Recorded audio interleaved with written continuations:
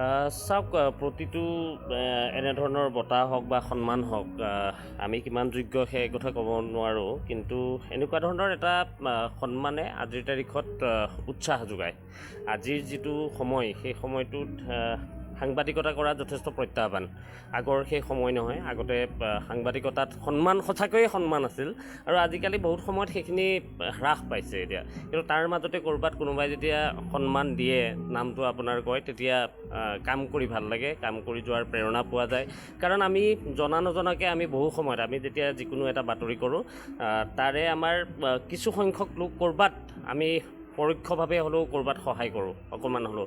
আমি ক'ৰবাত বানপানীৰ বাতৰি এটা কৰিবলৈ গৈছোঁ, কাৰোবাৰ দুখীয়া মানুহে ঘৰ এখন দেখুৱাইছোঁ, তাত যদি সেয়া চৰকাৰৰ দৃষ্টিগোচৰ হৈছে বা সামাজিক কিবা এটা ইছ্যু, ৰাজনৈতিক কিবা এটা ইছ্যু, অৰ্থনৈতিক কিবা এটা ইছ্যু, তেনেকুৱা ধৰণৰ আমি যদি ক'ৰবাত কৰিছোঁ, কেতিয়াবা আজি ধৰি লওক মই ধৰ্মান্তৰকৰণৰ বাতৰি এটা কৰিছোঁ, ক'ৰবাত এই যিবোৰ সামাজিক ইছ্যু, সেই সামাজিক ইছ্যুসমূহে ক'ৰবাত নহয় ক'ৰবাত কাৰোবাক সহায় কৰে আৰু এই এনেধৰণৰ যিকোনো এটা সন্মানে নিশ্চিতভাৱে কাম কৰি যোৱাৰ প্ৰেৰণা যোগায়।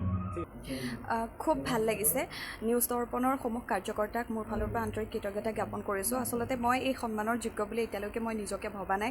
সংবাদ ক্ষেত্ৰখনত মই একেবাৰে নতুন আৰু সেইবাবে মই ভবা নাছিলোঁ ইমান সোনকালে মই এই সন্মান বুটলিবলৈ সক্ষম হ'ম বুলি, কিন্তু মোক নিউজ দৰ্পণে সেই যোগ্য বুলি ভাবিছে, যাৰ বাবে আজি এই সন্মান আগবঢ়াইছে। মই নথৈ আনন্দিত আৰু অলপ ভয়ো লাগিছে।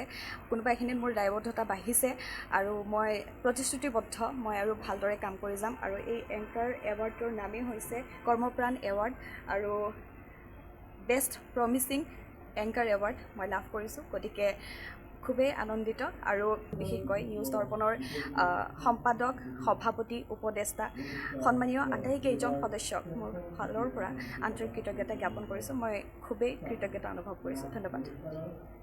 নিউজ দৰ্পণে বিগত কেইবাবছৰো ধৰি নিউজ দৰ্পণ কনক্লেভ আয়োজন কৰি এই কনক্লেভৰ অন্তৰ্গত কৰ্মপ্ৰাণ বঁটা প্ৰদান অনুষ্ঠান একোটাৰ জৰিয়তে ৰাজ্যৰ বিভিন্ন ক্ষেত্ৰত পাৰদৰ্শিতা প্ৰদৰ্শন কৰা ব্যক্তিক বঁটা প্ৰদান কৰি আহিছে। এইবেলি নিউজ দৰ্পণ কনক্লেভ 2026 অন্তৰ্গত এই কৰ্মপ্ৰাণ বঁটা প্ৰদান অনুষ্ঠানত ৰাজ্যৰ ভিন্ন ক্ষেত্ৰৰ 16 গৰাকী ব্যক্তিক আজি এই জ্যোতিচিত্ৰ বনৰ প্ৰেক্ষাগৃহত আনুষ্ঠানিকভাৱে কৰ্মপ্ৰাণ বঁটা 2026 প্ৰদান কৰা হৈছে। ৰাজ্যৰ শৈক্ষিক, সামাজিক, সংবাদসেৱা ক্ষেত্ৰ, সাংস্কৃতিক ক্ষেত্ৰকে ধৰি বিভিন্ন ক্ষেত্ৰত ব্যক্তিক আজিৰ এই অনুষ্ঠানত বঁটা প্ৰদান কৰা হৈছে আৰু বেছি সংখ্যক ব্যক্তিকে আমি এইবাৰ এটা ইচ্ছা কৰিছিলোঁ যে গুৱাহাটীৰ বাহিৰৰ ব্যক্তিক ইয়াৰ বাবে নিৰ্বাচিত কৰিব পাৰি নেকি। গতিকে সেই লক্ষ্য সন্মুখত ৰাখি আমি 2জন ব্যক্তিৰ বাহিৰে বাকী আটাইখিনি ব্যক্তিক ৰাজ্যৰ এইবাৰ বিভিন্ন অঞ্চলৰ পৰা, বিভিন্ন মফচলীয় অঞ্চলৰ পৰা আমি নিৰ্বাচিত কৰি আজি 16 গৰাকী ব্যক্তিক নিউজ দৰ্পণ কনক্লেভৰ জৰিয়তে নিউজ দৰ্পণ কৰ্মপ্ৰাণ বঁটা প্ৰদান কৰিছোঁ।